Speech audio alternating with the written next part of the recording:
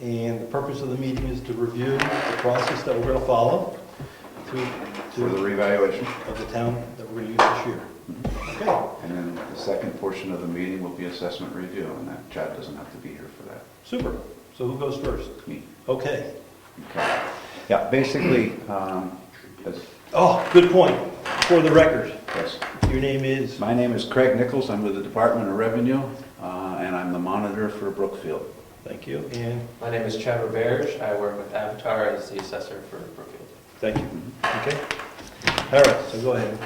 So basically, what we do is, for the revaluation portion, we basically go over the contract, the highlights of the contract, just so that everybody's working on the same page, everybody understands what each person's job is and things like this. And then, like I told you, this is a sheet that I fill out with some questions, and then I will type it up and I'll submit it to you in a car report. Okay. So it says that you'll be completing the job on October 15th, 2014. Yep. And that if you're late after October 15th, that there'll be a $35 a day penalty. Yep. Okay. Yeah, we anticipate actually delivering it prior to that date. Okay, when do you plan on starting the actual update? Well, we're doing sales analysis right now, but we won't be doing a review until end of August. So you started those in May? I have to put a start date and end date. Yeah, May. I mean, we've been looking at the lake stuff for a while, trying to compare and search for Okay. similar lakes. Yeah. Hello. Bill, my name is Craig Nichols with the Hi, Craig. Department of Revenue. That's it. And obviously, 10/15 is the date you're going to end. All right. It says here that the supervisor of the job from your company will be on job 50% of the time. The supervisor, I'm assuming, is Lauren? Yep. Okay. And something I saw in here that I found interesting, that the company, you'll provide speakers if the town wants them to address different things. You'll Provide what? It says here, the company, upon request of the municipality, shall make available speakers to acclimate property owners with the nature and purpose of the update at public forums scheduled by the municipality, but no more than 4 during the course of the project. I was wondering if the town was actually going to take advantage of that. I think that was something if there's like an issue. I'm not sure. I don't know. wasn't here. I know they had Yeah. talked Mhm. at a recent meeting. Mhm. They've gone over the contract, I'm assuming, right? Yeah. In Lauren Copier? Yep, and if there's an interest from the town, we'll schedule it. Yeah. Okay, yeah, I just didn't know. I know with the, with the waterfront owners There in you go. 2010, Yep. that there was quite a bit of Yeah, I think that's why that was controversy. in there. And I just was curious on that, if you were going to try to nip it in the bud before or not. If for some reason you do have a public meeting like that, I would like to be present, just as an observer, not Okay. as a speaker, or anything, just as an observer. Okay. Okay, thank you. This should go pretty quick.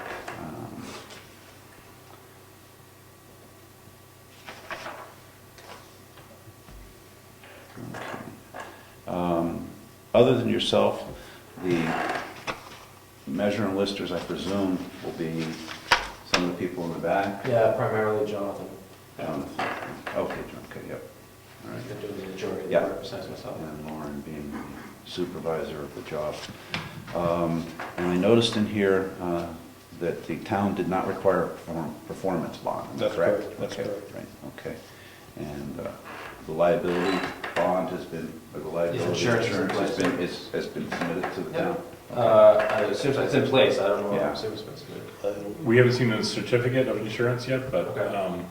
before our ground stuff.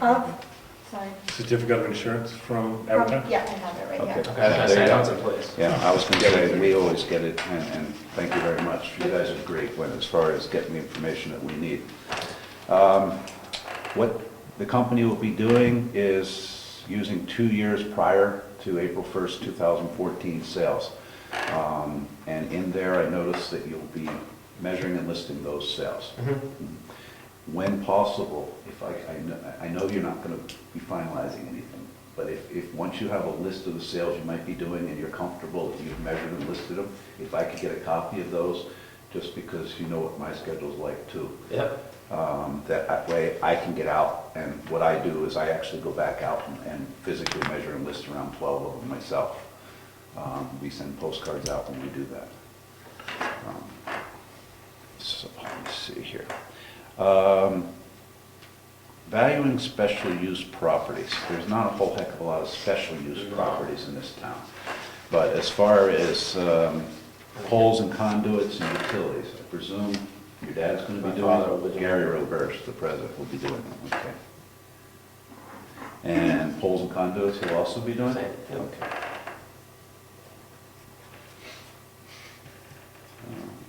Measurement listing. Will Jessica or will your company be doing data entry? We'll be doing all the data entry from field review and sales analysis, because we will be taking live data fairly soon. Okay, all right. And I know you understand this, but I just want to explain. Yep. On the card itself, there's an area for visit history. And what we encourage and really want to see every time an appraiser goes out to the properties, that they actually put the reason why they have codes on the reason why they're out there and the date. So if for some reason you decide to change companies next year, and where you're in the middle of a cyclical inspections also, if you did not have those dates, then you would either be duplicating what the company's already done in the past on the cyclical, or you wouldn't have any idea at all of what was inspected or what wasn't. If for some reason a billing issue came up, this way you could just run a report right out of the CAMA system that shows exactly how many properties were inspected because of that date. So that's something that we encourage very much. Avatar is very good at doing that, so that's not going to be a problem. You've provided me with a data collection manual, and when I was out doing my cyclical inspections, I had commented about the wood stoves, which I got the letter from you saying Yep. that you do not pick up wood stoves. Right. In your data collection manual, you don't address fireplaces, wood stoves, docks, boathouses, or any of that. Okay. All right, so it might be food for thought to might correct that in the future. I couldn't find it anyway. And is it the town's policy not to pick up wood stoves? Or wood stove hearths, or? As far as I know, it's It's always, Avatar's recommendation. yeah, it's our recommendation. It's just, there's no real market data to prove one way or another, and But you have a $1,500 value for hearths in your 2000. we do. We used to pick them up, but it's something that we had not picked up only because you can't come in and hearths are, it's like you can get brick hearths, you can get the wood. There's just such a discrepancy between trying to get our data collectors to come up with Mhm. when do I pick up the hearth and when I don't, that we decided it's not worth going after to pick up the hearth. Okay, but to comply to the Stoddard decision from the Board of Tax. Right, that probably won't be in there once we do the revale. Right, I'm not worried about this, but Oh. you should at least give a very large comment section, Mhm. and the Stoddard decision, which is, I've got right here, actually, because it's part of the assessment review. I believe they're still noted in the It notes. says, this is the Board of Tax and Land Appeals back in 2000. It says, in this particular case, it was actually a Department of Revenue person that went to the board saying that above-ground pools, prefabs, greenhouses, driveways, docks, and things like that were not being assessed. The board came back and said that the board finds such a blanket determination is contrary to several statutes and case law relative to what property taxation is all about in New Hampshire. So what we recommend from the department is if you're not going to pick it up, you've considered it anyway, you've noted it in the comment section, everything's fine. Well, I do remember going back, when you guys originally came on, we had to agree on certain things that were not, one was paved driveways. Were they gonna be considered? And I do remember at that point, the town, I mean, you folks said it didn't make a difference when you get down to it as far as an assessment, so we agreed to no. But I don't remember hearts and docks and all that, because I think they would have a value. Right, it's difficult to put a value such as on outside generators, because we really can't, I don't believe the assessors currently can really prove what contributory value that it brings, and also with outside wood furnaces. Outside wood furnaces especially. What we recommend you do is put those into the extra feature section with a 0 value. That way, if you can, years down the line, determine that there is a contributory value to something like that, then you can just run a report real quick and change it in your system, in the utility portion of the accounting system, and then just, you can update every one of them at the exact So same what time. happens if somebody has a big fancy stone fireplace? That's a freebie? No, we pick up Fireplaces are picked There's up. standard, which is the normal brick, and then there's custom, which would be stone. Yeah, that makes sense. Right, they range And anywhere. there's now a spot for generators outside of extra features. Oh, great, okay, yeah. Yeah, the fireplaces range anywhere from $3,000 to $19,000. So, they do, at least this is from the 2010s. Okay, no, that's reasonable. Yeah, but I just wanted to point that out.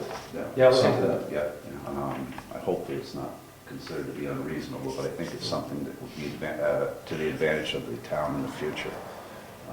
Yeah, no, I'm under the impression we are noting hearths and also wood stoves, because that's what we, Not in the ones that I looked at, that's why I commented to you that these were there. I'll check on that. Yeah, I thought I'd seen it, wasn't I'll check.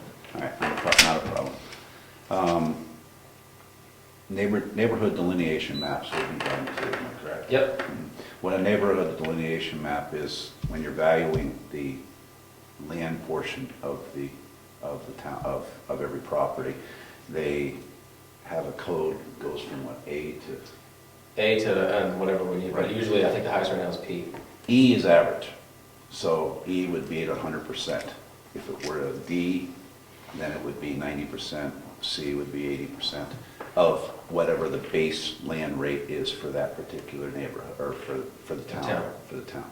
And that's how so they have one base rate for properties in the town. And then from there, they adjust that base rate based on the neighborhood codes, which makes it more consistent, easier to understand for both the taxpayer and the town officials. So you're basically, I would say competing, but you're going against somebody else in the neighborhood. You pick somebody's as the average, and then you're going, No, well, neighborhoods are typically done, the way we look at it is we come up with a base land value using the sales for the town. And then neighborhoods are typically done by like, how wide is the road, is it paved? It's a lot of like market trends, so like is it underground, utilities, are there sidewalks, is it curbed, that sort of thing. So a neighborhood necessarily isn't always driven by sales. I mean, that sales definitely tell us whether it should be going below the average or above the average. But typically a lot of the neighborhood has to do with, traffic, road type, that sort of thing. It's against the assessed property or the property and the structure? The neighborhood has to deal with the land itself. Just the land, Just so the you land. said land, but okay. Yeah. It's just strictly the land. And like you said, I mean, like a dead-end street that gets very little traffic might be a grade higher than what the street that road came off of, Mhm. because that's more of a main road in some cases. So that's how it works. And they also do checks and balances, because what they'll do is to compare their assessments when they do this to the sales properties to see if the ratio is out of line at that point. Then they say, oh no, the grading's too high in this particular area for something, and they'll adjust it. Now what we do, Rich is very familiar with it, Brian's probably very familiar with it, is when I go out to look at property, I get a list of properties to look at, I get the property assessment cards from Jessica. I then send postcards out to all the taxpayers' properties that I'm going to be inspecting, with a phone number saying that, and on the card it says basically that we may be inspecting your property, and if you do not want us on the property, here's a phone number to call, and we'll take you off the list. We always give them at least 2 weeks to respond to that postcard, and it's worked out very well. That way, there's no surprises when you knock on the door. The taxpayer answers the door, oh yeah, I remember that postcard. I try to get out there within a week or two after I've sent the postcards out and their deadline to respond, so that everything is fresh in their mind. And that's what our portion will do. Then from there is I do a grading system on some of the minor discrepancies that have come up. Send it to Avatar. They have 30 days to respond and correct any, misunderstandings that I might have. No, we do not pick up sheds 60 square feet in town, or we do not pick up paved driveways or something like that. And then from there, I send the report to the town. And you just recently received a report from me. So, and informal reviews. The company, you'll be sending out letters notifying New values, yeah. of new values. We anticipate doing that end of August, Okay, early September. good, thank you. Okay. Which would put hearings at the end of September. Wait a second, you're going to send the letters out in August?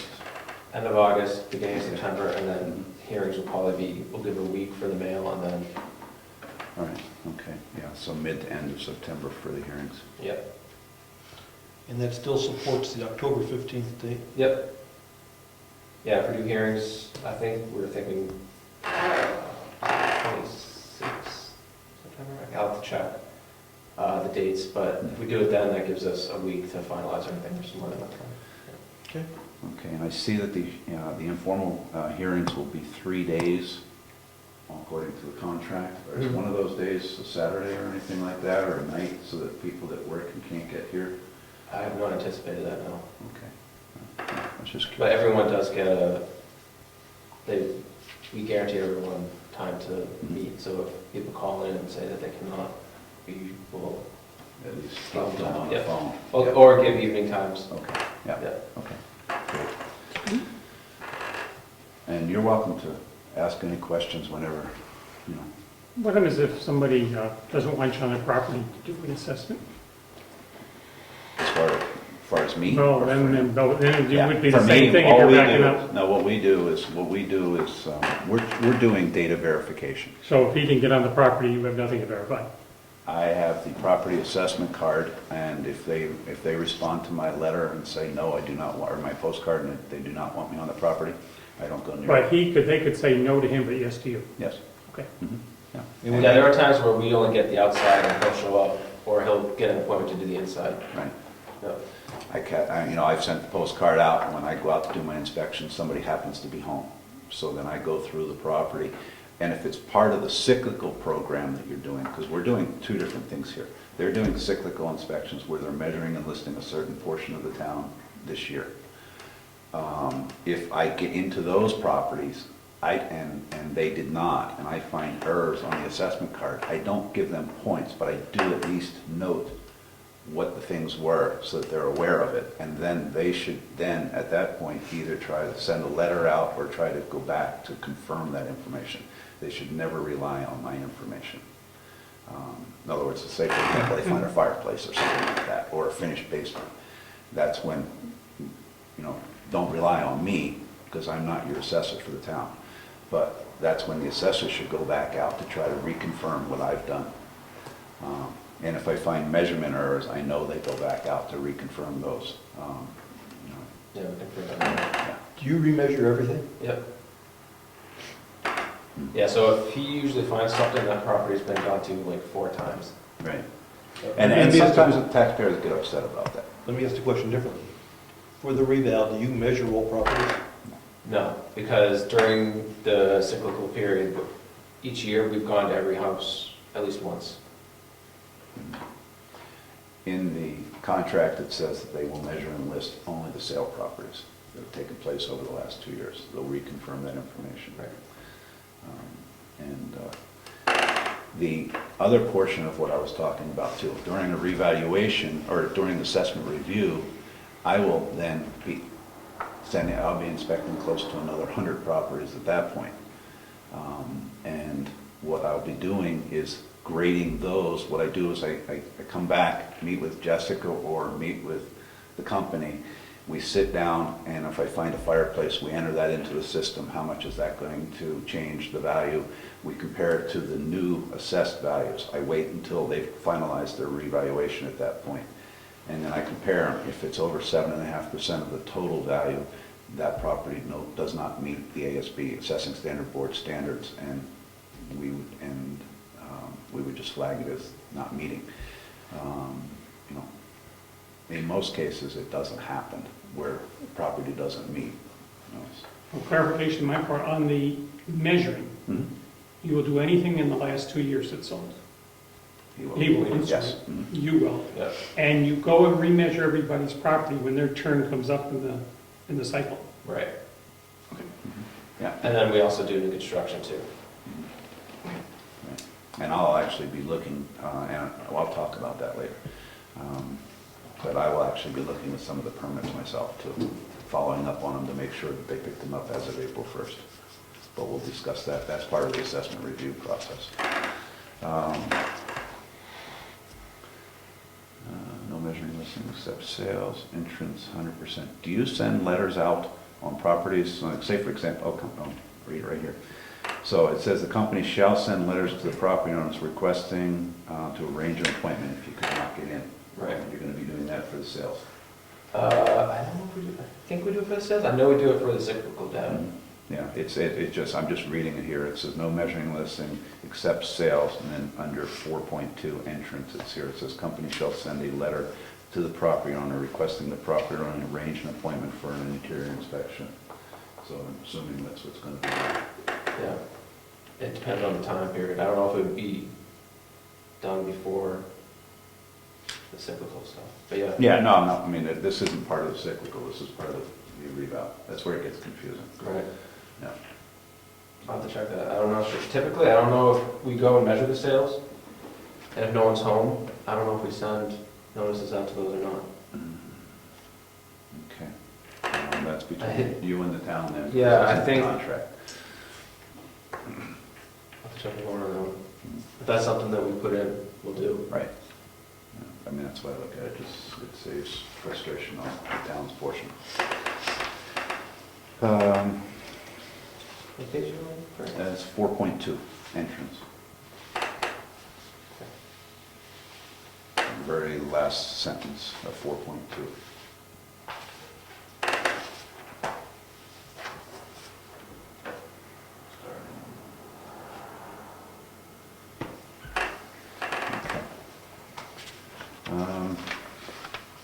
We've already discussed who's the, now, I'm assuming Lauren is also going to be doing, they do a final field review. Once they've come up with their values, their preliminary values, they go lot by lot. They basically drive into the driveway. They don't get out of their cars unless they're taking pictures of views or something like that, or if they see a discrepancy on the card from there.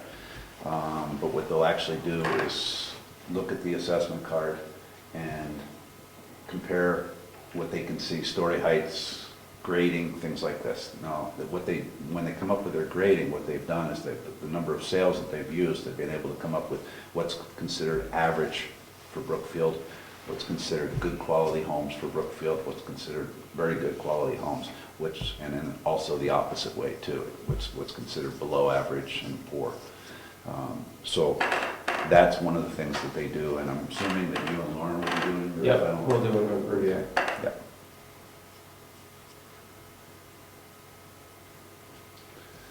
Public utilities Gary's doing. It says that Avatar will be handling all local abatements, so if somebody files an abatement before March 1st, they will handle it at no cost. And if they go to the BPLA, then it's $85 an hour. And then for utilities, if that goes to the Board of Tax and Land Appeals or Superior Court, then it's $1,500 an hour plus expenses. Okay.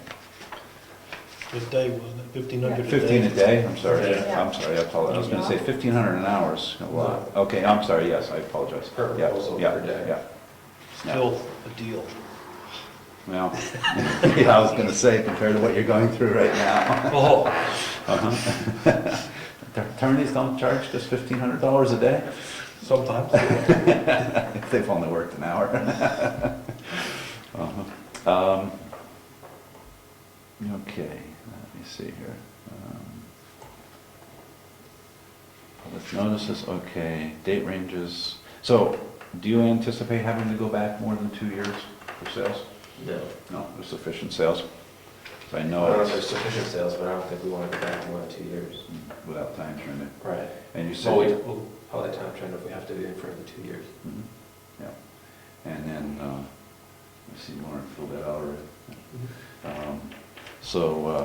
But you said you were looking for other similar lakes In the area. in the area to try to come up with additional sales to justify Right. the value. So, Yep. good job, yeah.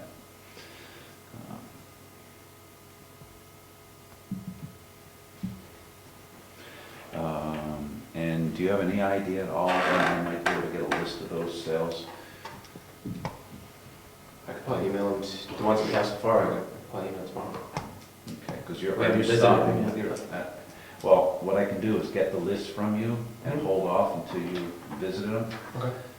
And then at that point, I will then request cards from you at that point to be able to send postcards out and inspect.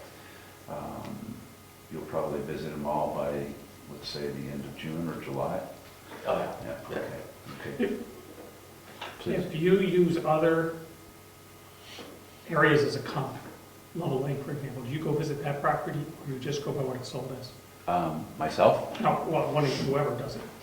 That's, Oh, we'll verify all the data. We'll treat it like a normal sale that we would here. So we'll verify the information on the card and everything. I don't know about physically going out and measuring, but we'll at least verify that through MLS, all the information that's on the card that we use if the data is correct. And I'll have to verify that more. I mean, it depends on what information we need. Okay, that's why I asked, I have no idea. Of course. yeah, 'cause, you know, Because I'll be honest with you, going outside of town is new for me in terms of assessor. It's the first time I've had to do it. Lauren's got way more experience than I have doing that, so she'll be the one to ask for that. So, I mean, like Wentworth Lake, part of that's in Wolfboro, and parts in, Brookfield, no Brookfield. no Brookfield? No. Okay. Maybe a little stream Yeah. starts, that's about it. Oh, okay, yeah, I always thought part of it was, okay, that's interesting. So what is the lake that's been, Kingswood is the only. oh, one Kingswood, that- okay, I'm sorry, yeah, yeah. Did And you is have any that, sales in the last 2 years? Don't know.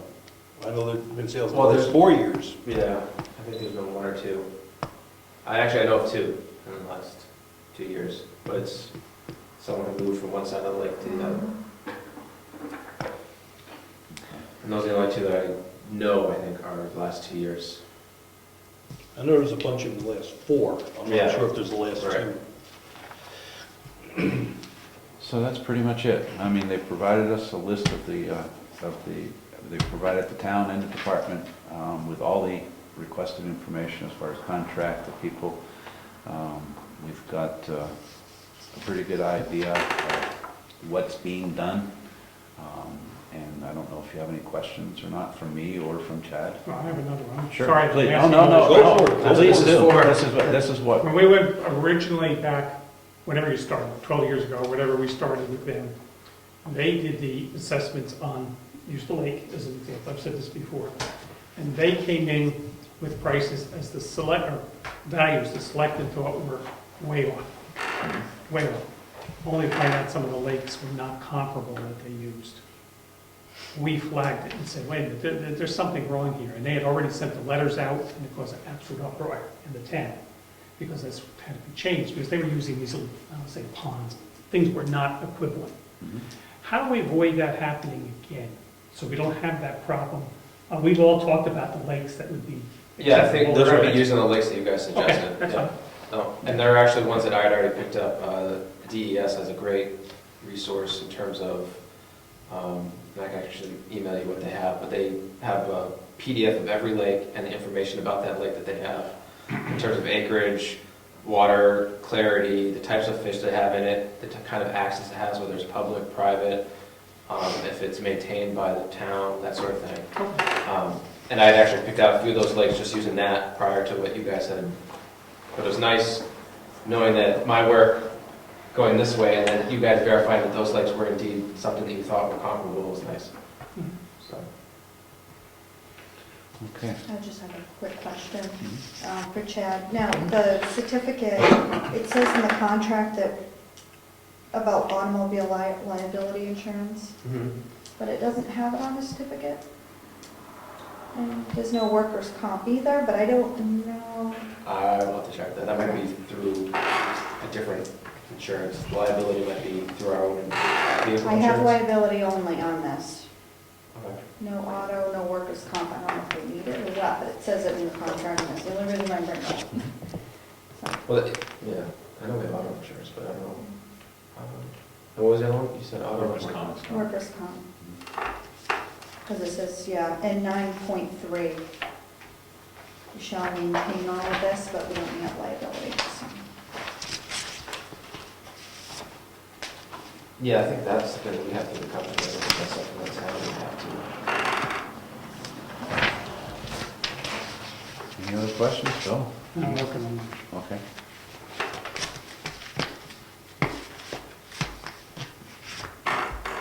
I'm not trying to avoid something, it's just a topic there. Would he be involved in anything that would be involved with the non-public? I don't understand you.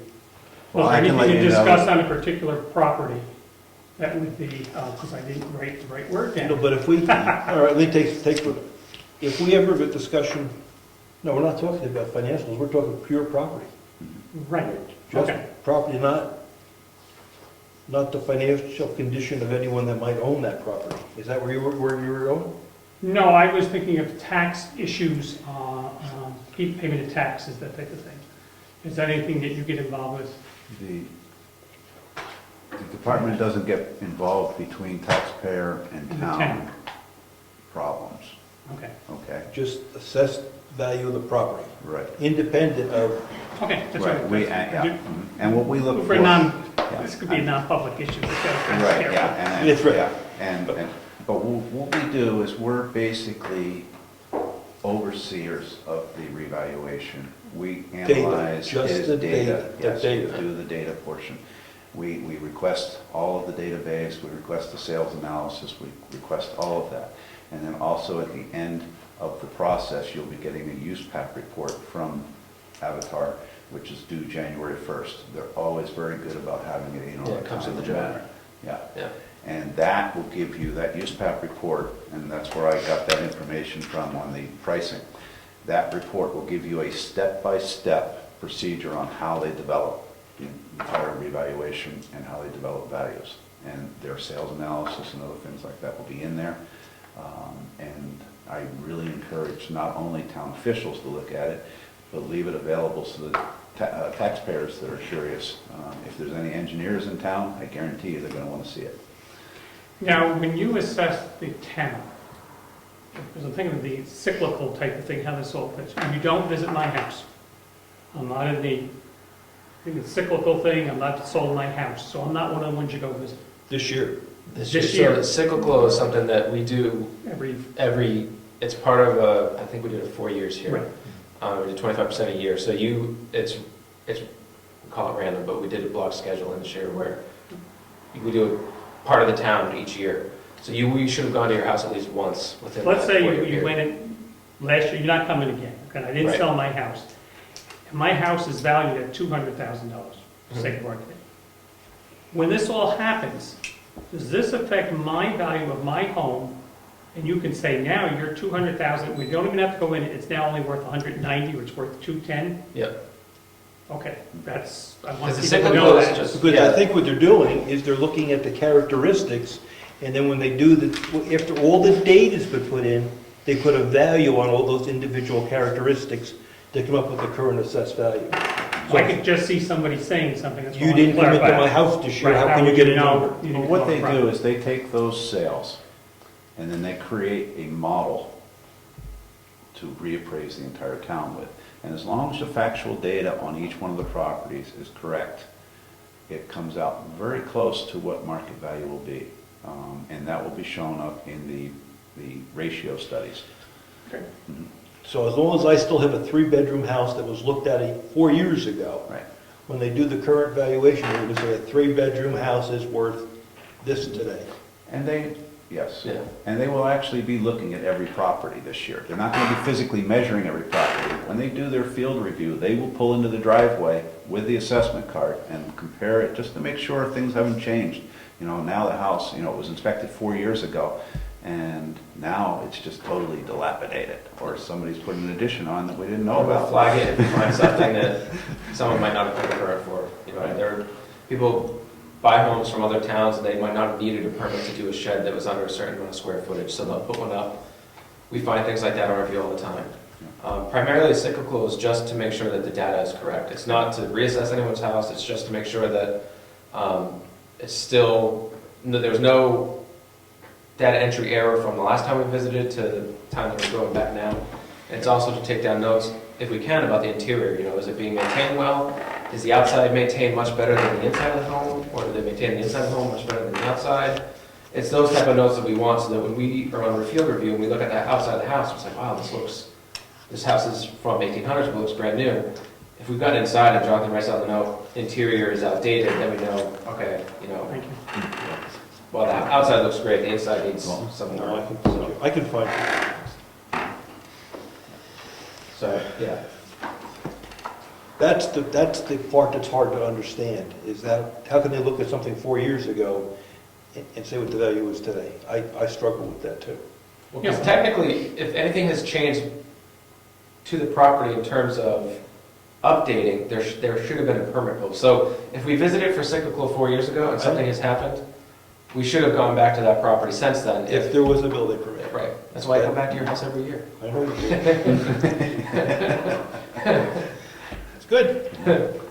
And the whole analysis, the way it's done, as far as developing models for, I mean, it's basically a ranch-style home that you're developing a model for, an average quality ranch-style home. Right. And then from there, what they do is they have factors for story heights and things like this.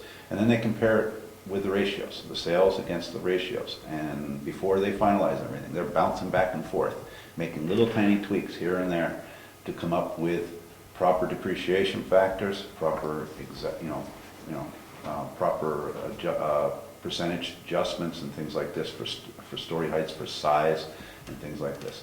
When it's all said and done, it's usually just as accurate as if you hired a fee appraiser and he went out and found 3 comps and whatever else. It's a pretty good process. Yeah, and the reason we wanted to wait as long as we can is because the first year always looks really great. No matter how many sales you have, you can tweak the data to make it look awesome.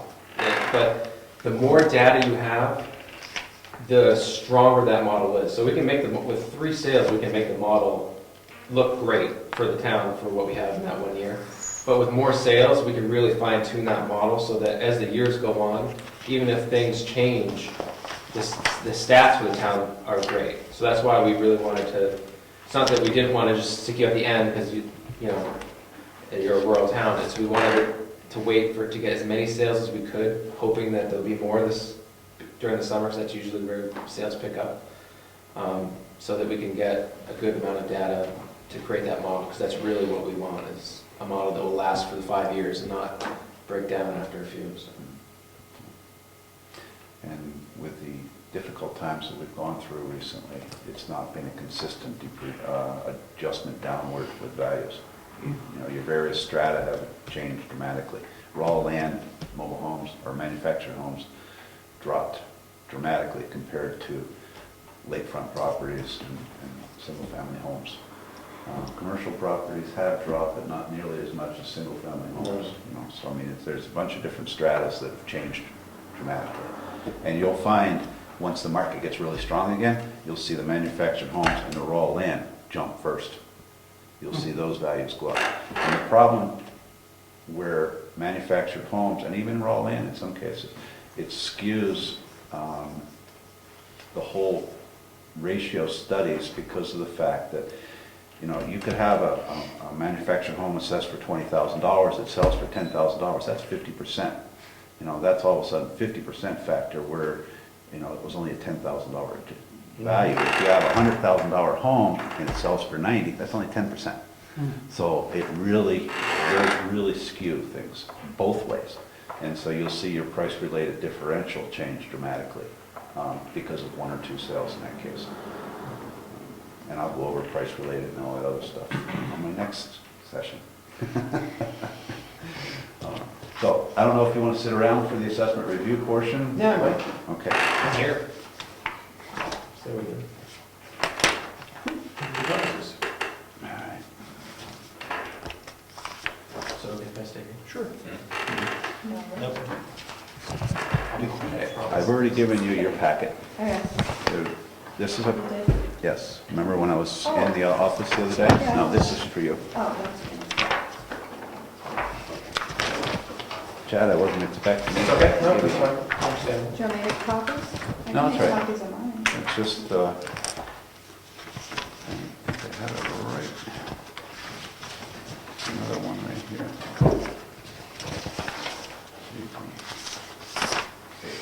Just for your information, at 7 o'clock, the supervisors of the checklist will be meeting in that room. So we'll have another group of people in the building, All right, all three of them. Okay, before you start, yes, you going to tell us what you're telling us? yes. Okay. Yes, telling you what I'm telling you. What we're going to be discussing now is the assessment review portion. They usually correspond with a revaluation year because one of our assessment reviews is the ratio studies and making sure that the ratios fall in line. In other words, your median ratio between 90 and 110%, your coefficient of dispersion for a rural community less than 20%, and your price-related differential from 0.9 to 102. I'll discuss them further. Once every 5 years, we conduct a assessment review in every town in the state. This year, I personally handling 6 of them. So we will go through, and I'll explain exactly what I'll be doing as I discuss these categories here. And you can see from your, that if you had not done a ratio study or a revaluation this year, your waterfront property would have not allowed you to meet one of the ASB guidelines for the ratio study because all ratios for all the various strata need to be within 5% of the overall median ratio. And where your waterfront properties were 120% and your overall median ratio is 104, that's 16% difference. So that would not have met. So it's a good thing that you decided to move it up. Not only it brings property ratios, within balance, but it also helps you meet the guidelines of the assessment standards board. Now, the 104 is calculated with the 120 houses in it. Yes, that's everything. So, okay. That's any and all. This is the ratio study.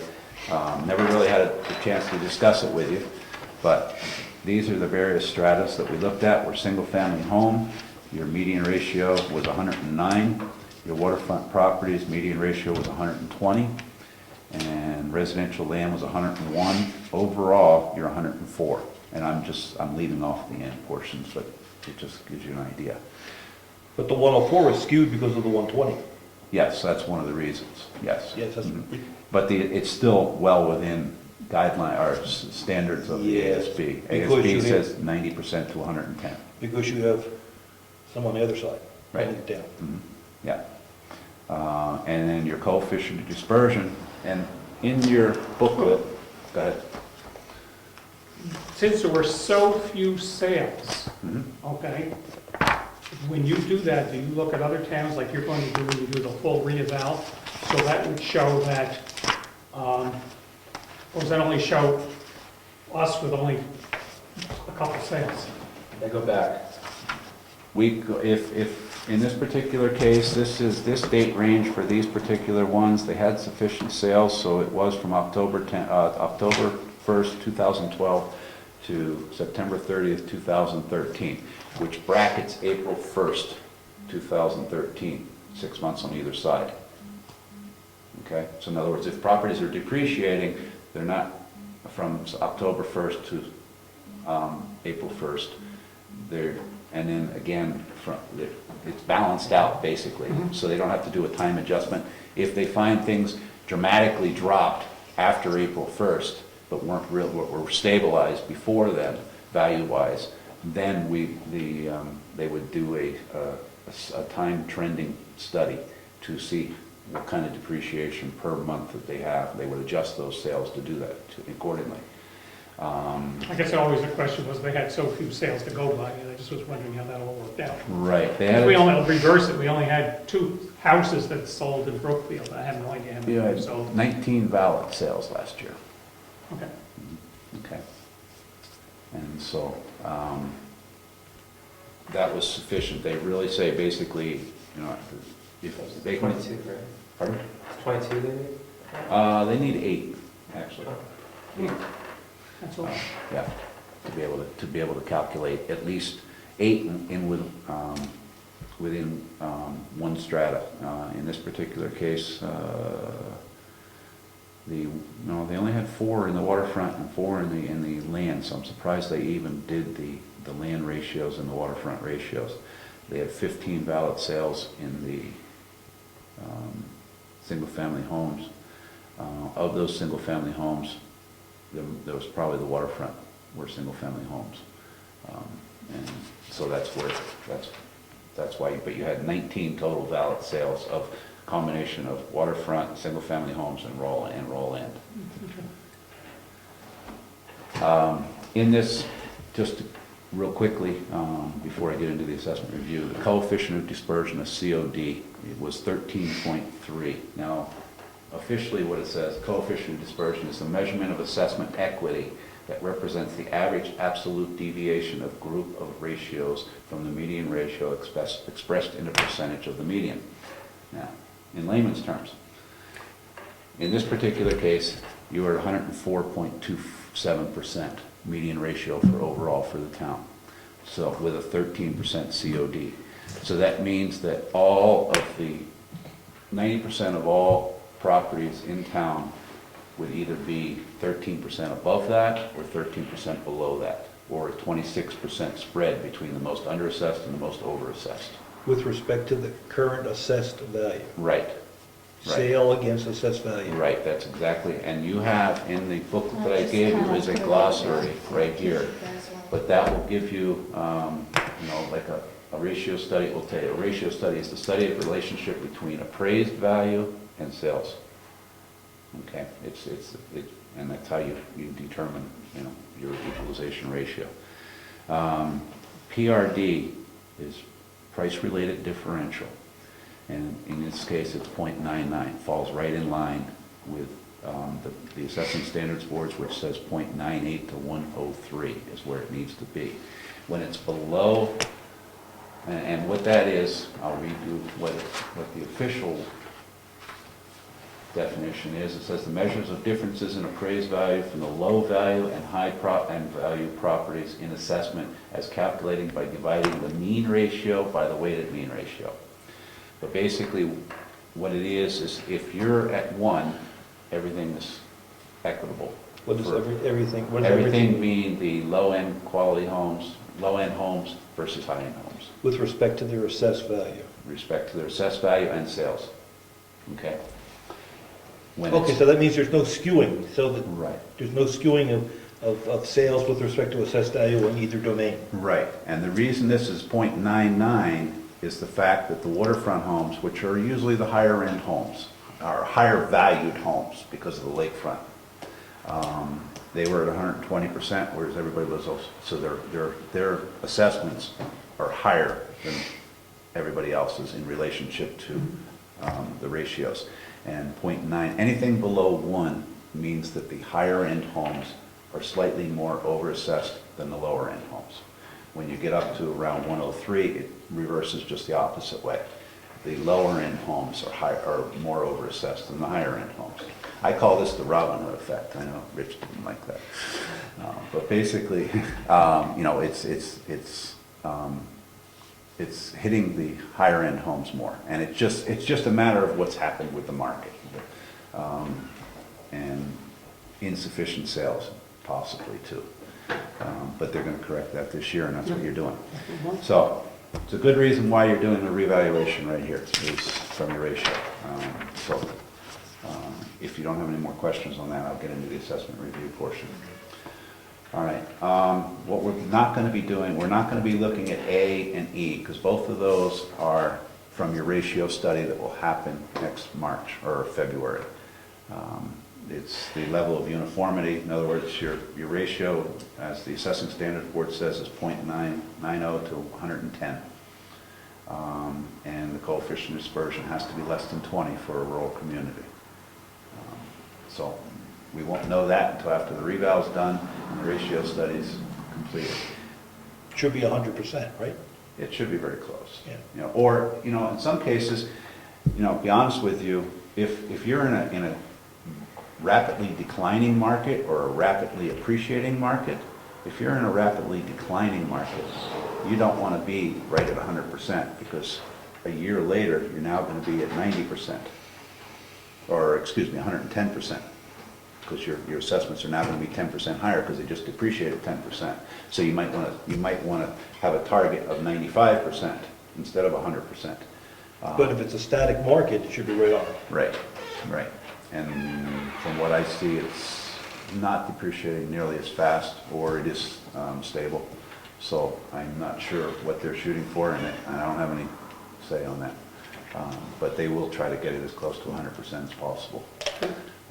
And then the first year, like Chad said, you're basically developing ratios from the sales that have taken place to create your model. So your statistics are going to look great. You want to see what the model does and how good the model is the next few years afterwards.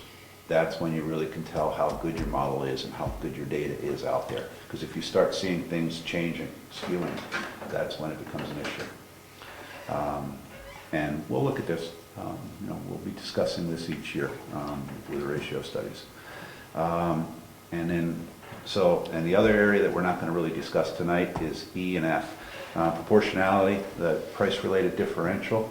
Like I said, that was also part of the calculation of the ratio study. You'll be seeing that results, and that's where it's 0.98 to 103. And then I also discussed how the waterfront does not meet the standards because it's all strata need to be within 5% of the median ratio. So that will be something that we'll see in the ratio study. And F is the use pack report itself, that as of January 1st will meet the standards. What we do is they submit a copy of the use pack report to the town and also to the Department of Revenue. I then will go through it, and we have certain criteria that need to be in there. And if there's something lacking, we contact the company. They will then address those issues and not only correct our book, but correct the town's book too. But they do a very good job. Now, do you also do, I know in the past you've taken pictures you use. You still putting those in the book? Yep. You're the only, this is the only town I have Avatar in, so I Yep. don't know. So we're doing pictures, and we're also doing waterfront pictures as well. Yeah. Those So are in the book too. that'll all be in there, and it'll give you a really good idea of what sales have taken place and what degree of views are and things like this. So I think you'll find that book to be extremely helpful for helping the taxpayers understand the entire process and how they come up with value. So now to get down to it, B, assessing practices. What I'll be looking at is on the first one it says access 91A. That's the right to know law. What I'll be doing is asking Jessica what you do release to the public as far as information and what you do not release to the public. Things that should not be released are personnel files, financial information, things like that. What are released to the public is property record cards, you know, tax maps, and whatever else that's in the 91A. And all these laws are right in here, copies of every one of the laws. So most towns comply with that. We've dealt with that long enough that there's not going to be an issue, and I don't foresee an issue in here. The annual checklist, 90% of the sample shall reflect April 1st values. This is when Avatar goes out and does their pickup work for building permits and for properties that were under construction last year but not finished as of April 1st. They go back out. I think Chad said that he goes to your house each year. I presume it's not for a new building permit. It's probably for something that's not finished. And so we just want, and I will then also get a list. I've already received a list of all those from Jessica. I will then print, the computer gives me, everything's done by a computer here. The database is all put in there, it's randomly selected. I'm not targeting anybody. It's a situation where then we send postcards out, and I will go out and verify that, and try to catch the taxpayer at home as possible, that what is being assessed right now existed as of April 1st. In other words, they didn't start the deck on April 15th. They didn't get out there until May 15th. I'm just throwing dates out here. And it was done on May 20th. But April 1st, it wasn't there. They should not be assessed for it for that year. And that's the kind of things we're looking for on that portion of it. So when do you do this? I am going to be doing it shortly. I just told Jessica that I've already sent out postcards for both the building permit portion and also accuracy of data portion. I've already looked at your cyclicals from last year. So that report's already in town. So, So this really is not at all related to the reval. This No. is just data accuracy, if you will. exactly, Which you have to do every 5 years. once every 5 years. Okay. If you weren't doing an update this year, which sometimes towns don't do an update this year, in the year of the assessment review, it's just less work that I have to do that year. We're just hoping then that all the ratios fall in line so that they meet those standards. And that's why most towns do the assessment review and a revaluation the same year. Revised inventory program, what we're looking for here is making sure that it's not a building permit portion, but basically, say for example, there were some zoning changes that would affect assessments that were approved and voted on at town meeting, and they might affect values or something like that. We want to make sure that you're implementing those adjustments too. So that's what that portion of it is. What I will also be doing is current use. What I'll be looking for, there's a sample that I have. I have all of your current properties, and the computer has told me to review these files. And what I'm looking for is the A10, which is the application, make sure it was timely filed, and record it at the registry, and also signed by at least 2 of the selectmen for approval. I'm also looking for a CU12, which is if the stewardship program that it was the forestry plan was in place, and we're also looking for, I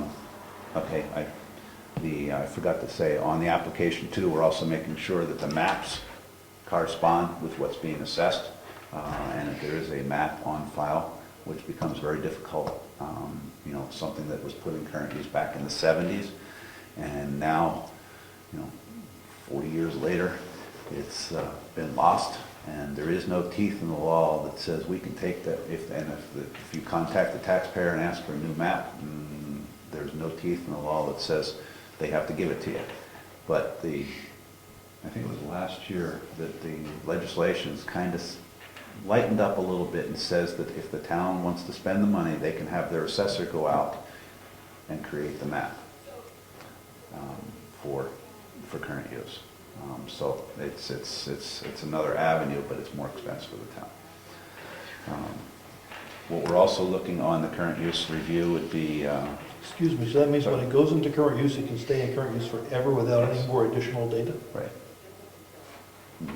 Yes, it's a lien on the property forever, unless it's changed by construction or something like, or subdivision. But it doesn't have to be renewed, if you will. Once I said this is what's in current use, and I fill all the paperwork out 40 years ago. It has to be, say for example, it was a complete wood lot. Yep. 10 years later, you decide you're going to create a field. You go clear cut 5 acres. and you grub it, then it's now it still stays in current use, there is no penalty, but they change the categories from forest land to farmland at that point. Okay. All right? If they go clear cut a lot, but they don't grub anything, then it still stays in as forest land, because it will grow back. My point was, people don't have to update their records. Right, right. And the Or other, our records. Well, because the building permits will catch that hypothetically, or, so. Or if you change the use, if you put it into a field, it's a different rule. right, Right.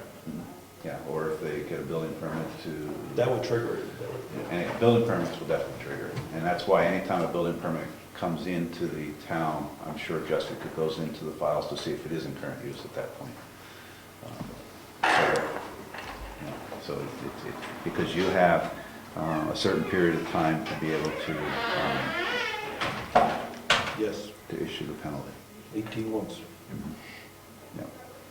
The map's important because if you don't have one, then the taxpayer can tell you potentially where the land is not in current use, which is why we want maps. Right. In other words, your area not in current use can't float. That's where I was. Yep, Yeah. That's what I just heard, yes. Yeah. Yes. It's got to be documented. Because the issue was, smart developers were buying land, and if they found out there wasn't a map, they could say, oh, the part that's not in current use is all the frontage where I'm going to be putting my property and subdividing. And I also look to see that there's a form in there to comply to the Marlowe decision. Where is it? You have a copy of one here. But basically the Marlowe, and there's also the Marlowe decision is in here. It's a Board of Tax and Land. The town of Marlowe was taken to court by a taxpayer because they were complaining that their 100 acres of land, a mile in from the woods, was being assessed for current use values, the same as one that was sitting right on the road, exactly the same.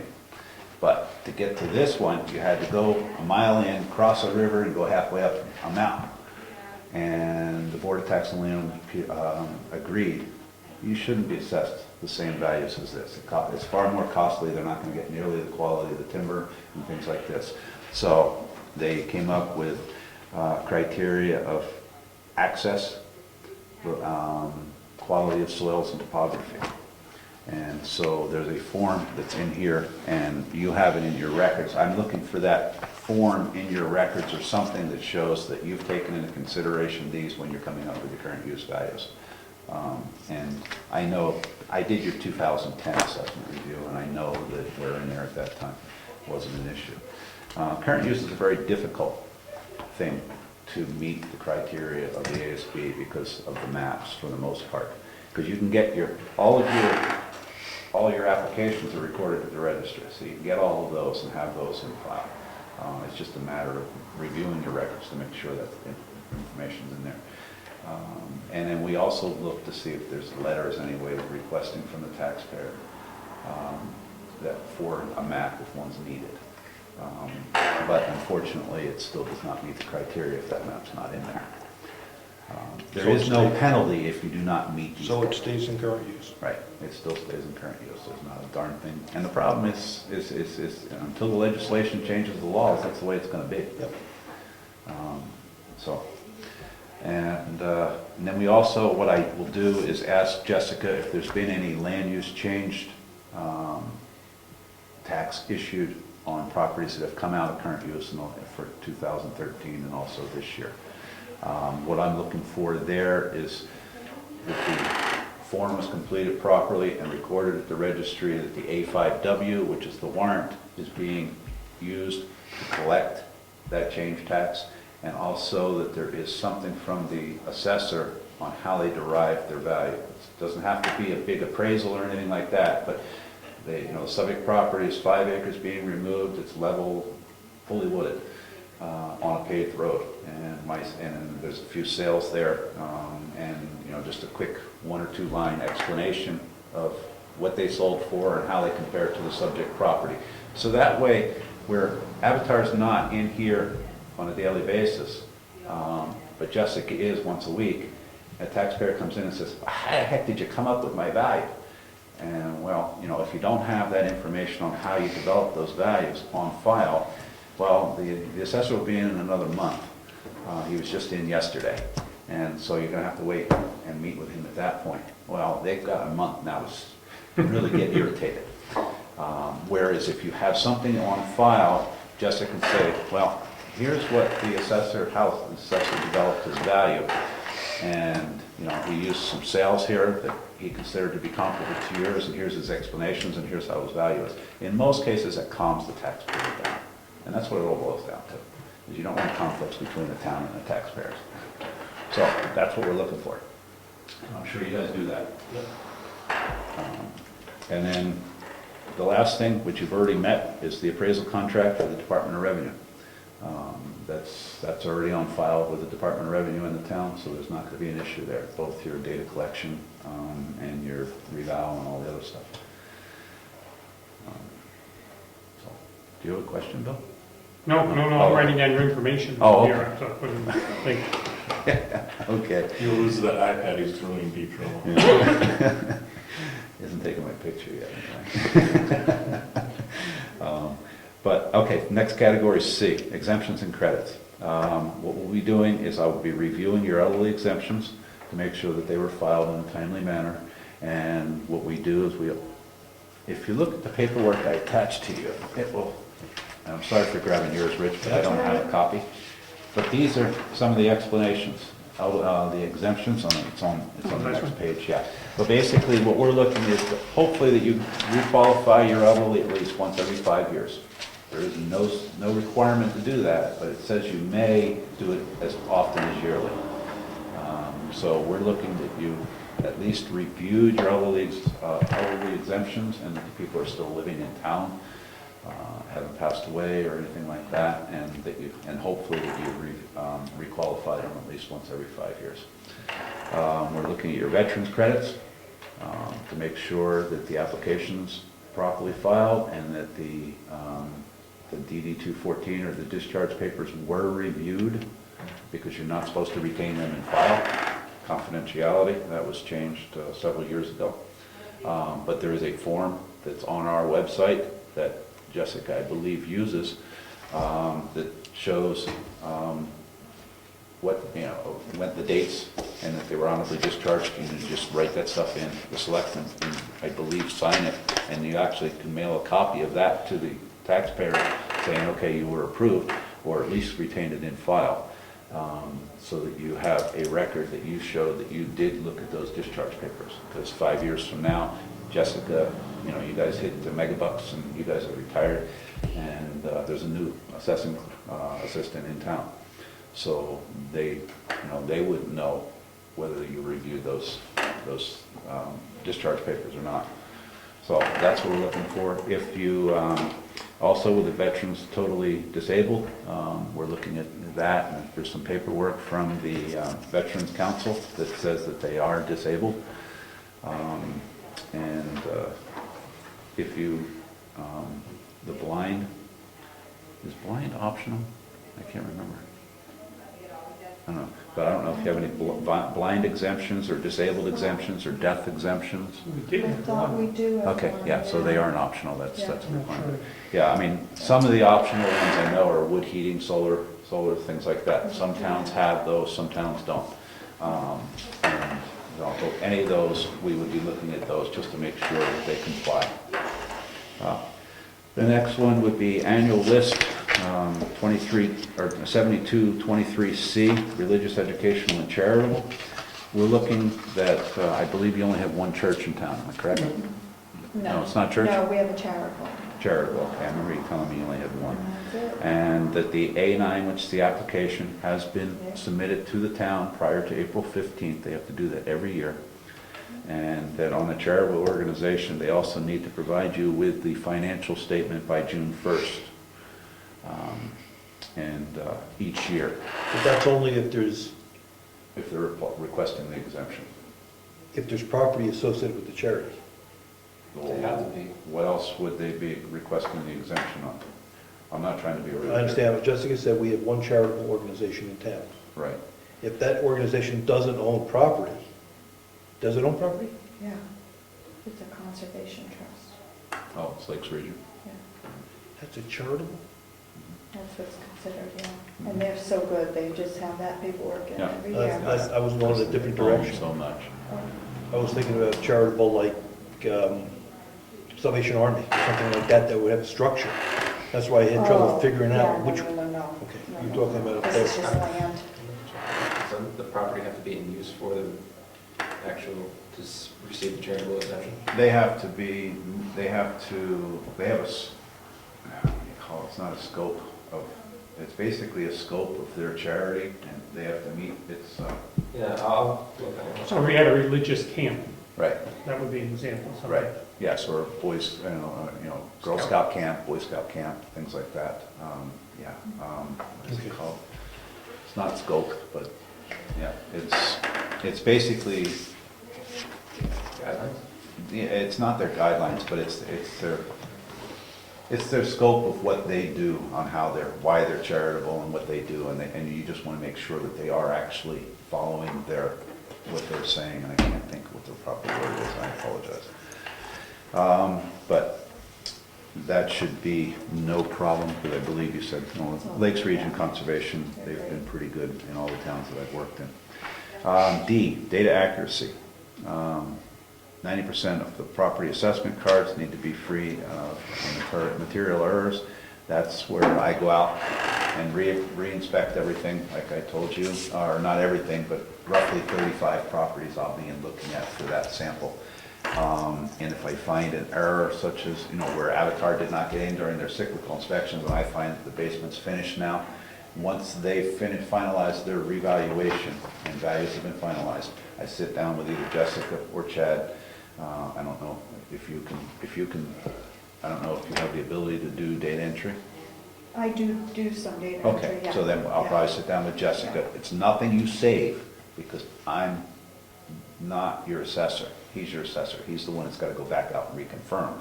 But I can go in and calculate what that value of that basement finish does to the overall value.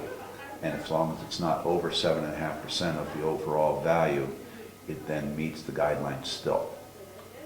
But you will be aware of all of those information. By the way, you'll get reports on all the stuff that we do. And so that's what the material errors are. There's postcards out right now to the taxpayers that I'm going to be inspecting, and I believe Jessica and Brian's house is one of them. And I did not choose that. That was done by the computer. It's not like winning the lottery in Brookfield. It's pretty good odds you can get it. Well, the dogs will be out that day, so yes. Data element errors.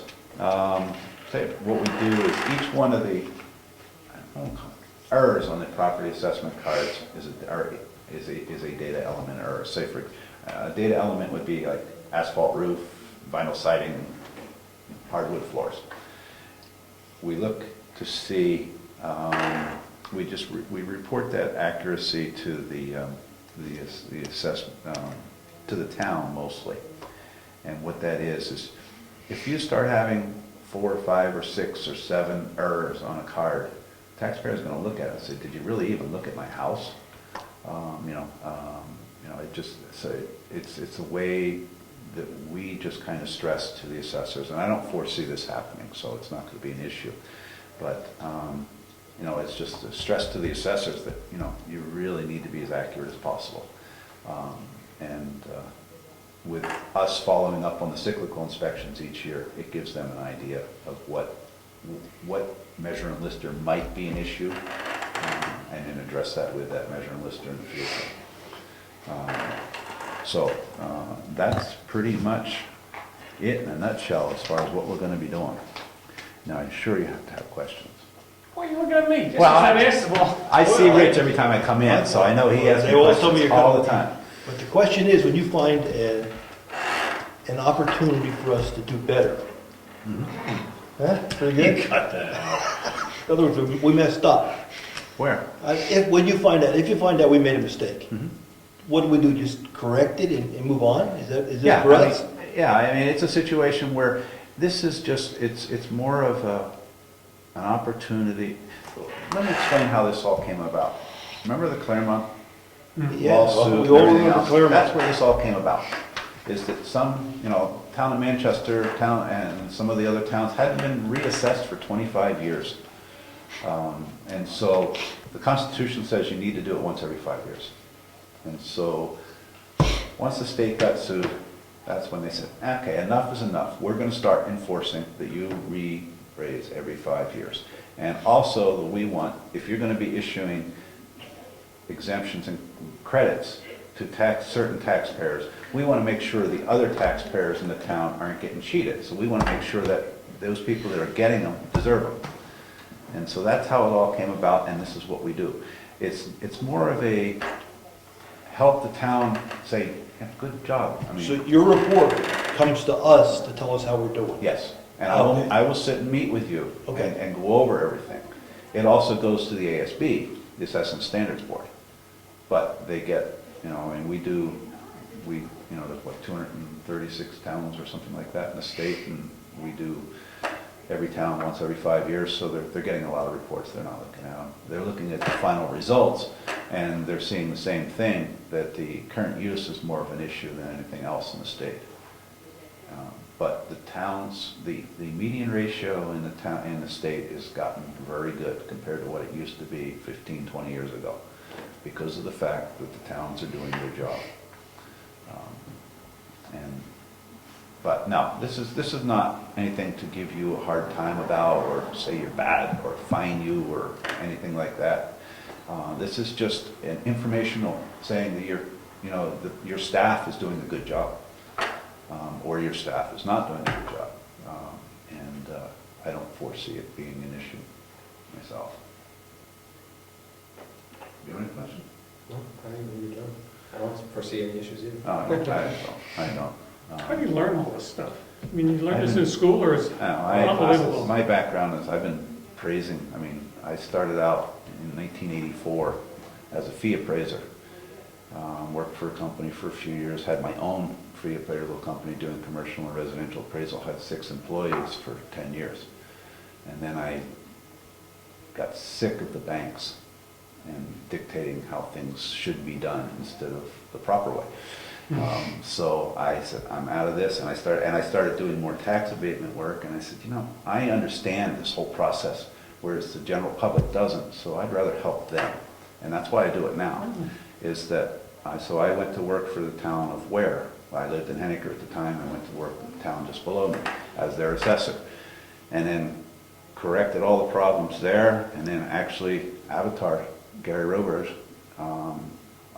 who we were using the Avatar software, he contacted me and said, hey, I'd like to have you come and handle most of our court work for us. And so I went to work for them, and then I got really sick with Lyme disease. And when I left Avatar, my blood pressure was 220/105. And so I decided to, unfortunately, Guy Patel at the state said, hey, Craig, I know you're sick. Why don't you come? It's less stress here. I said, sounds good to me. So I've been with the state ever since. So I've been doing this since '84, and he learned from listening to it at the dinner table every night. So, and then there's tons of school.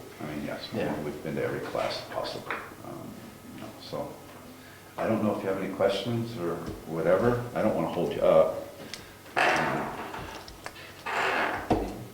No, I'm all set. Okay. thank you for, Thank you. Oh. Very good, very good. All right, good. Both of you, thank you. And you have my business cards. And so if there's, I know you've called me in the past, don't ever hesitate to call me. If you ever have a question or a concern or whatever, either email me or call me, and I promise you, if I'm not away on vacation or phone's dead for some strange reason, I will get back to you immediately. But I'm here to help you. That's what I'm here for. Help you and help the taxpayers, pay their fair share and no more. I think as we both said, we just want it done fair and square. Yeah. Okay, All right, very good. Thank you. thank you. Thanks, Mr. Chapman. Thanks, Jeff. Do we have anything else we need to talk about? Just the Mr. Holt thing, and we Take care. See you next time. just speak and said, thank you very much. You're welcome. Pleasure meeting. Thank you. Rich? See you. Thank you. Good luck tomorrow. Thanks. Stay out of the lightning. Yeah, well, they won't, I'm sorry, I left. That's water race. All right, all right. Yeah, are we still being televised? Yes. No, never mind. But no, Yes, that's a wonderful thing. pouring rain, but we do not play in the lightning. It's a wonderful thing. Yes. Thank you. Mr. Holt's situation, just to, wherever to send the information that the attorney's looking for, so they can proceed on the easement? The well, Well, Yeah. I'm supposed to send. she our doesn't, attorney? we thought this was all taken care of with the attorney. We had discussed it at one point. Right. yeah, I she was thought gonna draft the easement, send it to him, to her son, to review. The son was gonna say, looks good, or Yeah. his revision. It's gonna come back and be endorsed by them, and we were done. Right, she never did. Oh. So, Good. so she would like the names, the address, all that type of thing. Lot number, map and I lot. think I'll Yeah. just send her the assessment card so she has it. Probably this way, What? probably this way. The other issue would be, how do we identify where the easement is? How many feet out, or what part, or how do we do that? So the next time they want an easement, oh, well, I'm gonna put it right next to the sidewalk. Well, we know where the edge of the right of way is. We know where the edge of the road is currently paved. Right? Mhm. Can we get it measured, Eddie? Just to measure it? Probably say approximately 3 feet from the edge of right of way from backside of well, and approximately 10 feet from the edge of road. You know, just Probably a good idea. 'cause just it's something good rough, at that. you know, just say this is an approximation based upon. Okay, so, And see if that's sufficient when you talk to her, send her Yeah. an email. Maybe she'll just say the existing well that is located whatever, 3 or Yeah. 4 feet. And you had said that the well, original well was contaminated, right? And that's why they did this new well? Or yeah, Mike that's what I heard. It was originally He contaminated, did then not- it was moved. was not aware of that, so he may have been confused. I Okay. understood it was contaminated. But I I think, think I, Eddie told us that. They pumped the didn't he? well in the wrong pipe. No, I had heard that, but Yeah. was he That's the all. owner at the time? He just doesn't remember? I think you don't forget that, it does you well. Well, due to age and everything else, I mean, Yeah, Okay. still you don't forget. And I think she, based upon your email, she'd like to know the warrant article that's right. that was passed by the town, just the number, Was that authorizing this it. past year? Yes. Yeah. Okay, so, Authorizing us to Yeah, do it was, this. it was pretty early, it was like 3 or 4. I think It was we one of did. the early ones. But she questioned whether we had the authority to do this. okay. And she may need something from Virginia that says we Maybe. voted, I mean, how the vote came out. See what she needs. Yeah. Yeah, because there was a majority or unanimous vote, because there was no dissenting votes that night on that one. Okay, got it. So we should be good. It was good, he called me, because he had been going through some mail and came across a Really? letter. He said, oh, I just wanted to follow up on this. Oh. Excellent. I said, Cool customers. Out of sight, out of mind, right? I sent an email to Chickaroni. He got back to me on the phone. Within 10 days, he'll have the material ordered for the windows ordered. And we should be able to do any insulation early in July, all right, at the latest. are they still working over there? They were yesterday, the plumber, not the electrician. The electrician's done. Electrician's Done done, at yeah. this phase. Yeah. Okay. We He's still have rusted to- everything, it's, We still have to make a decision on a water heater. So we gotta, did we get an alternative? Because I know, he gave me the name of a website we could look at, and I looked at it, and it wasn't helpful. So I'll have to go see him. He was lobbying, his lobby was, use the good one. You guys get good generators, you get good product for other things. Why do you wanna? oh, I was looking just to downsize, I thought the size was too much, but if it's not a sizing issue, He was lobbying the quality. As soon as you go to the other models, the quality is not there. He'll do whatever we want. So we'll have to look at the numbers again. let's look at the numbers really quick, but I just thought the overall capacity and the turnout was just really high for what we needed. And I thought that was an alternative, but, I'll get his brochure right to you. Did we make any progress in the safes and that, did we be able, any tried to move them? Last Saturday, Brad came in. Brad's mother passed away, but before she passed away, he said, "What's going on?" So I said, "Well, we agreed that we're going to move the safe out and the oil tank out and all the other stuff out, but we're having trouble getting the equipment." So Brad said, "I've got the equipment, let's do it." So I said, "We'll do it this morning." So that was our Saturday morning drill. We moved the oil tank out, we moved the bricks out, we moved the safe and the doors over to the other shed because there wasn't enough room. We left the wainscoting in there because there was no place for it. He's going to try to miss it. I've got to miss it. Well, it's where we're going to put it. And Could go in the building now, right? we could. What are we going to do with it, though? We got drywall going and stuff. What are we going to do with it? Okay, I'm just thinking so it doesn't get damaged. It gets damaged, it gets damaged. And then Ed called me today, he got a buyer for the oil tank. Okay. And we agreed that we're trying to get rid of it. So it's sold, $50, Fine. but it's gone. So I think the fire truck can go in, but Brad's mother slowed everything down. That's fair enough. I think that's it. Other than the paving the Lyford Road, that's gonna crank those taxes up.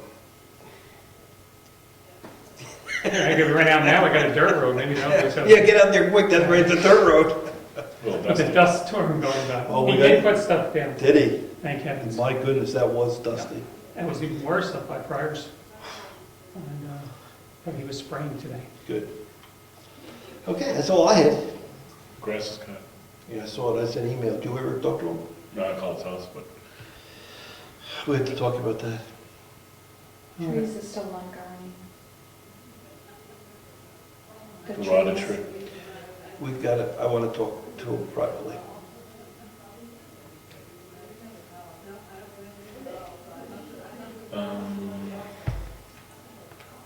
Any more progress on our computer issue for Virginia's computer?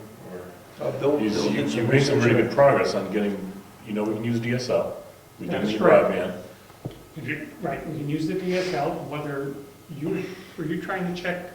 I'm still trying to check with Time Warner to see if municipalities get any kind of special rate. Okay. DSL, and what did I find out about, and get me going here, Virginia can do it, or we could do it online, isn't that what we can do, I guess Virginia has to give the green light, but the town can do auto registrations online, if they buy in, I don't know what the process is. And, except for anything that's a change, like you just got a new car, or you changed anything about it, you'd have to come in and say Virginia. But it Oh, can't be you done- meant like by the mail, mail it in. Like, what happens is, what she would do at sometime in the month, she would run out all the things for the month, or the next month, all the car registrations. She would mail them to the people. They would then sign it, or whatever they have to do, and send a check back to her. And she would do something else and send them the sticker and everything they need. So you don't have to come in. But you pick up the postage list. So that way, she's handling the money, everything's the same, but if she wanted to, she could run them off and mail them to people and do it that way. They do not have to be physically. I said, whoa, that's an interesting thought. It was nonstop here last Saturday. Yep. It was just nonstop with the people coming in to see Jenna. It was at 10 to 12, she thought she was done. And then the last person came in at 5 up. But certainly, there's an opportunity for the Yep. community. I mean, If you want to do it, you can mail it in, yeah. she would have to mail it to them, and they, as long as there's no changes, it can be done by mail. So just renewal of your registration, straight renewal, can be done by mail. That'd be nice for a lot of people. Yeah, I'd say that's probably the vast majority of what she gets in there, Yes. And she used to have some people, who was it, that you Ron, I can't think of his name, who used to live on the lake. Murray. Ron Merritt, he used to deal with cars. Yes. He was always switching them, Yes, so yes. he would be out of luck. Yes. Right, but yeah, for someone like me that's got my same old wonderful car, when I keep renewing each year, I just can mail it in, hypothetically. Yeah. It would be good for Virginia. Now, I did not think to ask who has to, does Virginia have to buy into that, or have it, I talked to the director, he's over into his office, and he's right. Yeah, I would imagine it's probably gonna be up to her if she wants it done that way. Right, but I would think it saves her hours of work. Makes it sitting easier. around. I would think. Makes it easier. Yeah. She did give me feedback, and Jessica is going to resonate with this. The phones keep calling, keep ringing for the other officers. They want Jessica, they call on Monday and Tuesday, they want to get a hold of you. Thursday and Friday, they want to get a hold of. Correct. So I put a query into Fairpoint to see if we could do any sort of dial 1 for this, dial 2 Like a for designated that. phone lines per office. Well, it would all be like a, yeah, PBX, you would need additional phones, but they're going to get back to me and I'll let you know what I find That's a out. good idea. And then they It's would. not gonna be They cheap always want though. to get back to me on the voicemail, and they never do. Because if we were to set up 4 lines in here, well, let's say there's 4 offices for all intents and purposes. We would need 4 lines, it would turn into, One line, but 4 different buttons, push 1, push 2. yeah, but that must mean that you're going through some sort of trunk line. You're going through, they can do that on a computer remotely. Oh, really? Yeah, we just have to buy the service. But, Interesting. and then each line would have its own email, not email, but voicemail. So if you wanted to leave a message for one of the people, there's clear responsibility as to who has to take that message. Yeah, So we'll see, I'll see what it costs. And keep in mind that we have a phone in the other building, that one needs its own line, but it would need to be Do we want this? usable. Thinking about it, I don't know. Well, we had it in there, it's been in there for years. Yeah. The phone, I mean, it's been in there for years, I don't know how much if we're even paying anything for the extra line. But they used to have, let's say physical ed, aerobic classes over there and stuff like that. So I think one of the uses, this was before cell phones, was in case they needed emergency services, that type of thing. Yeah, we don't understand that, because when they were putting the gas line in, Ed cut the phone line. We couldn't figure out what phone line it was for. And if you look outside, it looks like all the phone lines go into the townhouse. No, And then Virginia had her office there, so. And then come over here somehow. And we don't know why. It's a nightmare out there. Yeah, I thought they redid it when we did this building. Don't know. Maybe they didn't, I don't. They didn't take any copper out, so it's all hanging there yet. And I noticed on our telephone bills, we get charged $1 toward the assessment.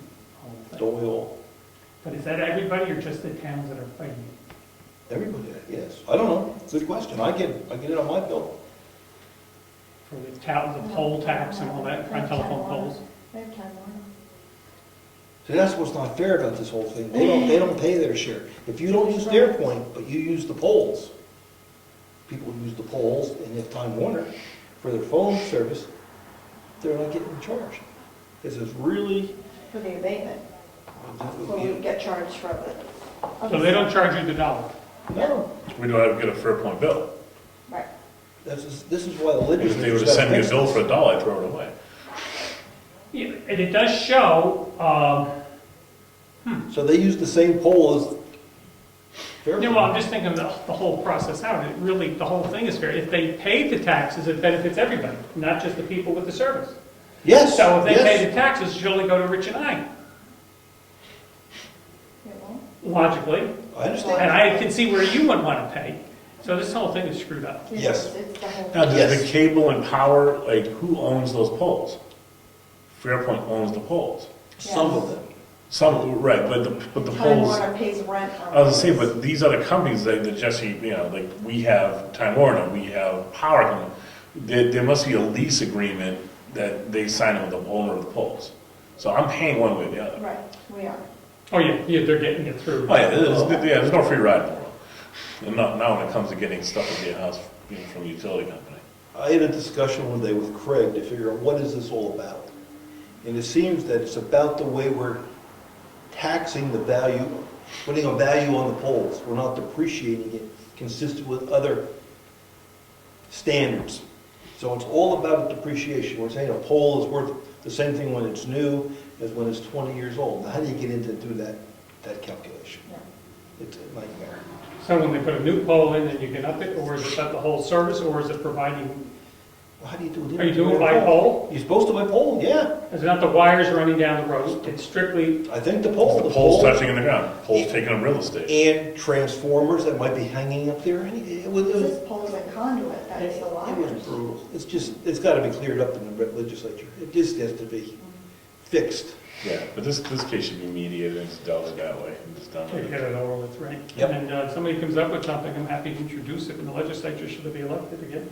You'll understand the situation. Yeah, geez, because this is a mess. Okay? Okay. Yeah, I guess we're done, folks. Adjourn the meeting. You can adjourn it. Meeting adjourned. Sorry to be a my watch is. That's all right.